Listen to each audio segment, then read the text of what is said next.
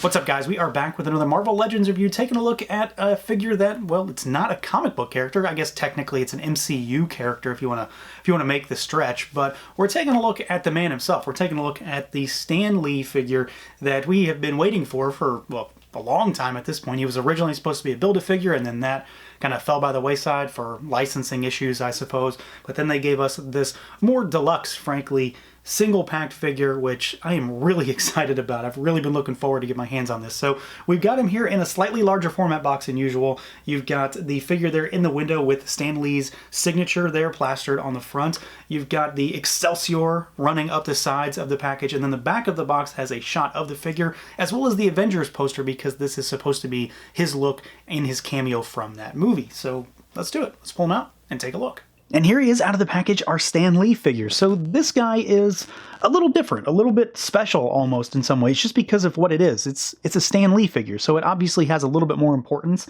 in some ways in the line, and just the fact that they were able to get him out I think is fantastic. I would love to have a Jack Kirby figure to go alongside him personally, but I think that this is obviously the one. If you're ever going to get a real person from Marvel's history, it was always going to be Stan Lee, because he's been the face of Marvel for, I don't know, forever. And yeah, I'm pretty excited to have this guy. Frankly, I've just been really looking forward to this one because, I don't know, I think it's going to be a cool figure to put along with my other comic figures and have it kind of, you know, be a centerpiece almost, or a focal point on the shelf. So let's see what this guy can do. Obviously, it's Stan Lee. Does he need to be really dynamic? Probably not, but at the same time, there's some interesting stuff going on here. So we've got a head that can look up a little bit.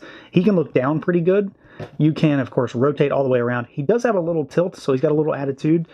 Arms go all the way out at the side. They rotate all the way around. You've got your bicep swivel. We've got double jointed elbows, of course, so he goes pretty good.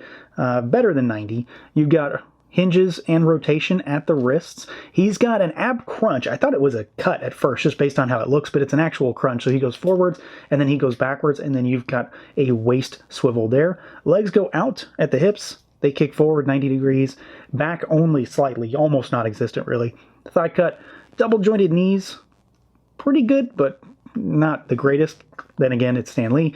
And then you've got rocker, and you've got hinges down at those ankles. This is the one area that's kind of odd on the figure, because this is definitely a negative when it comes to actually posing him. He has no forward hinge because the shoe hits the pants immediately. They basically just sit on each other at all times. So he goes backwards, but he cannot go forward. So it makes posing him in kind of like running or walking positions slightly more difficult than it should be otherwise, because you've got no forward pivot.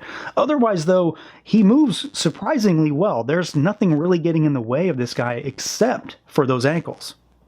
Now, all that said, I didn't even remotely buy this figure for any kind of dynamic posing possibilities, because he's really just going to stand on a shelf. At least that's what he's going to do in my collection. He's just going to stand on a shelf if I can ever get around to putting him on the shelf and finding a spot for him on the shelf. But that's kind of what I expect this figure is for, is just to have that shelf presence. And I mean, he very much looks like the instance of himself from the Avengers cameo, because that's what they're going for here, that particular look. And he's got, you know, kind of a standard guy's body, jacket, shirt, pants, and dress shoes. So there's not a great deal to talk about when it comes to the overall look, but I think they've got it down really well. I mean, it just looks like a regular guy here. Nothing crazy, nothing exaggerated. Everything seems to be pretty standard human proportions, maybe a little bit beefier than Stan Lee actually was at this time in his life, but I think it looks pretty good. The jacket is kind of like a slate gray with a blue undertones in it, and then you've got this tan shirt with the painted buttons. Really nice paint job there, no issues. Belt has got a little bit of paint on it as well, and then you've just got your kind of gray slacks with your black dress shoes. The shoes do look really good. Of course, though, like I said, they do kind of get in the way of articulation, but I mean, for what they're going for, the body is rock solid, and, you know, I'm sure some folks out there are going to want to use this potentially for just, you know, regular civilians, because that's kind of what it is. It's just a guy in a jacket, and they did a pretty good job. Aesthetically speaking, though, the head sculpt was always going to be the thing for this figure. Without a good likeness, the figure is pretty much worthless as Stan Lee, but I think they did a really solid job here. The likeness in general, I think, is really nicely done. It definitely looks like an old man. The paint job for the mustache, for the lips, the teeth. There is photo printing underneath those glasses for the eyes. The glasses are a separate piece. I wish they were removable, but at the same time, I don't recall really ever seeing Stan without glasses on, so it makes sense for them to be there. I just want to see those eyes a little better because they are photo printing underneath. The sculpt, though, is really nicely done. I've got no issues with paint, flubs, or smears. The hair sculpt is really good, the kind of salt and pepper look there. There's only one thing about this head that I kind of was bummed out about, and it's not really a problem with the head itself, it's just more along the lines of what I wanted to play around with, and that's putting it on other Marvel figures, and frankly, it doesn't really work all that well. You'll see some towards the end of the video. His head just doesn't mesh with some of the exaggerated proportions of superheroes, so that's kind of a bummer, but at the same time, it's not his fault. His head in general looks fantastic. Sculpt, likeness, paint, it's all there. Now, when it comes to accessories, Stan has two different pieces here, and one is very scene specific, and that would be the chessboard. So his cameo in the Avengers, it's when he's playing chess. He's like this skeptic on the streets. He's talking to the news. So you've got a chessboard here. This does not do anything. He honestly can't really hold it all that well either. So I don't know. It's a very scene specific thing. I get what they're going for, but it doesn't open. So it's not like you have an actual chessboard here. It's a folded up piece of brown plastic with some gold latches on it.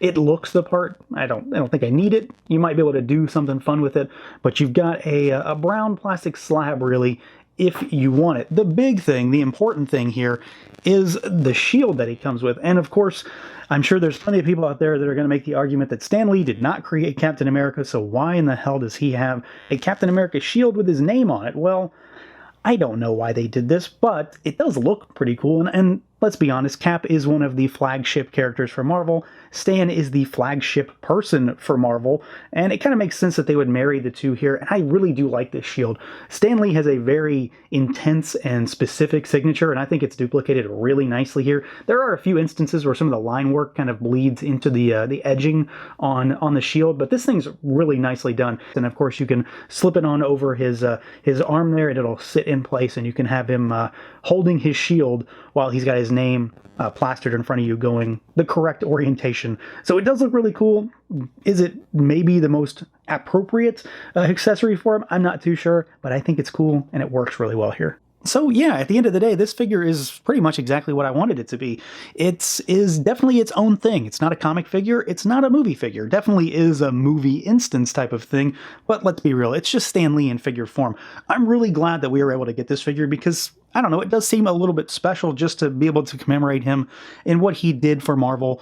Granted, there are other folks out there that could also deserve the figure treatment, don't get me wrong, but Stan Lee was the face of Marvel, and I'm glad they were able to kind of immortalize him in plastic. It's a cool little extra thing to have on your shelf alongside some of the things that he did help to create throughout his career, and for diehard Marvel fans, I mean, Stan Lee is something that a lot of folks have really been looking forward to, especially when that Build-A-Figure got canceled. This was kind of the saving grace for his figure, and frankly, I think they did a really solid job. So that's going to do it for this look at the Marvel Legends Stan Lee figure. Let me know what you guys think. Feel free to like, comment, subscribe, and share, and until next time.